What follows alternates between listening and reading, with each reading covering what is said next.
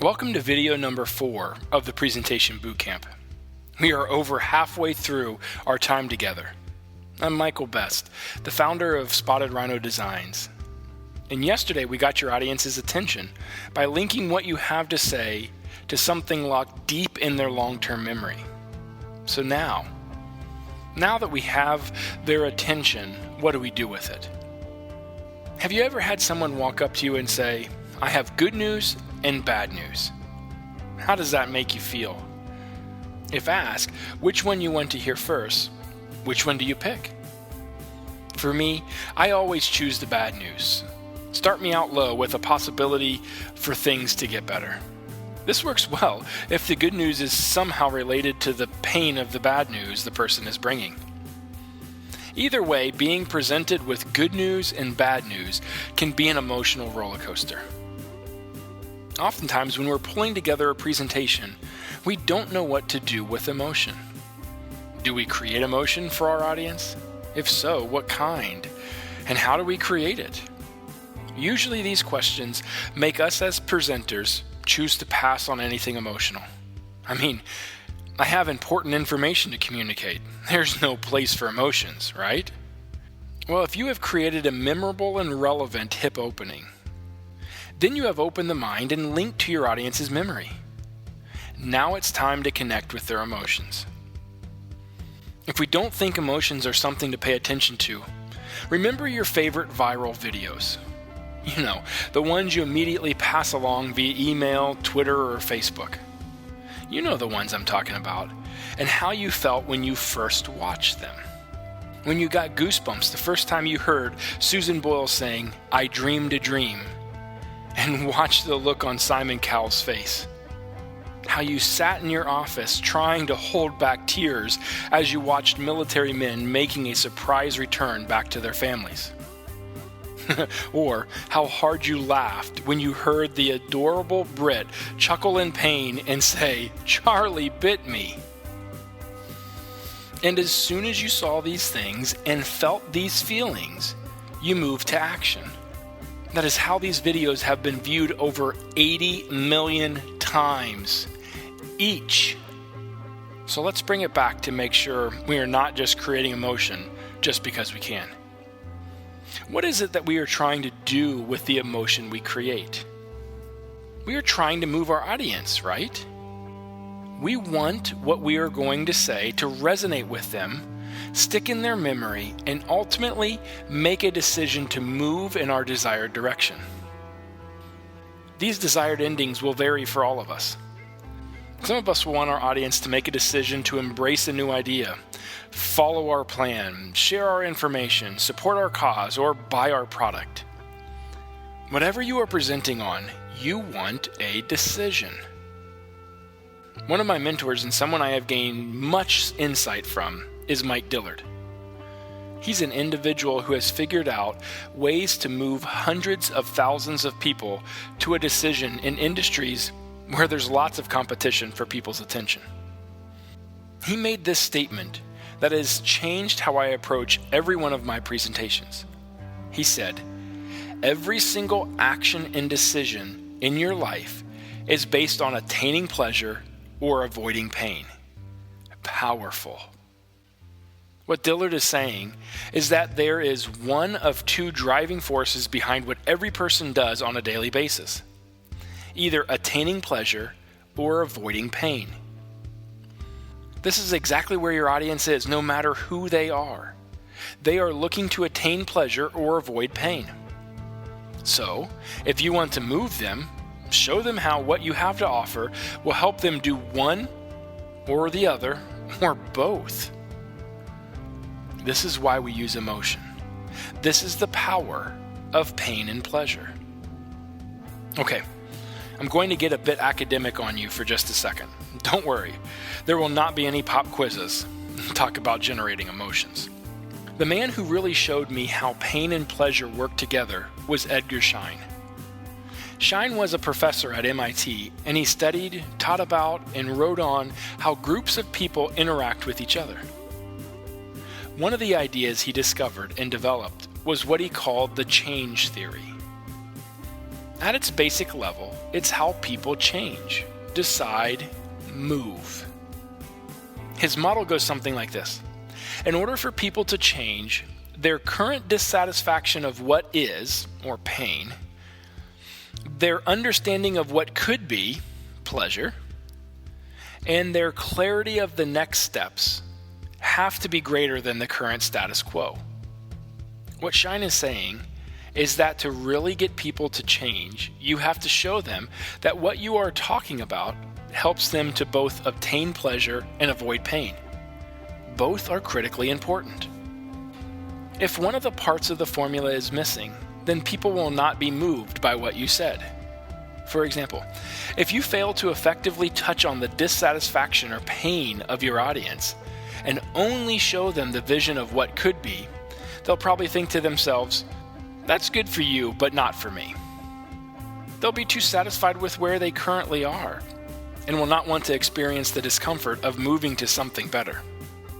On the flip side, if you only communicate about the problems your audience is facing and not give them a clear and obtainable vision for the future, you will not get people to follow you. Your listeners will say, "Wow, that is right. I need a solution, but this person does not have anything to offer me." And they'll move on to find someone who, in their minds, has a better future to offer them. Having both pleasure and pain is critical in your presentation. Okay, so what exactly do I mean by pleasure and pain? Well, let's start with pain. What it means to create pain in a presentation is to communicate a realistic picture of where your audience is, and in the painting of that picture, make a point to highlight the issues, problems, challenges, and obstacles your audience is facing. Anytime we face problems and obstacles in life, there is going to be pain. This pain comes in two forms. The first is the pain of doing nothing or avoiding. We can close our eyes, dig our heels in, and hope for something better. And as we all know, this usually ends in rounds and rounds of pain entering our life. The other form pain comes to us when facing obstacles is in the pain of overcoming. You see, when we finally decide to move, change, or grow, there are painful feelings in that process. They are not called growing pains for nothing.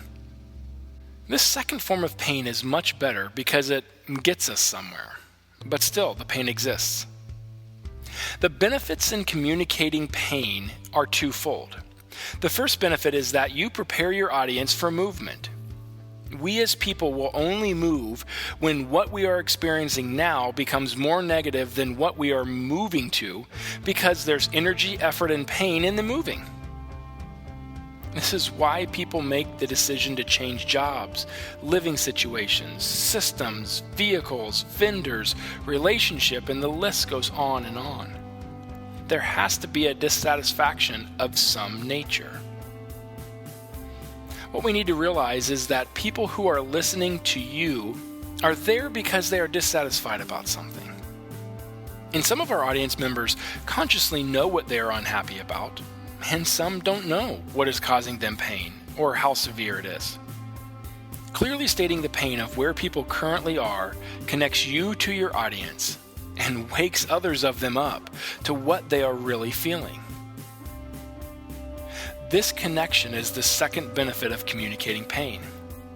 When you effectively articulate the issues, problems, and obstacles your target group is feeling, it connects you to them. It will create a feeling of, "This person gets me."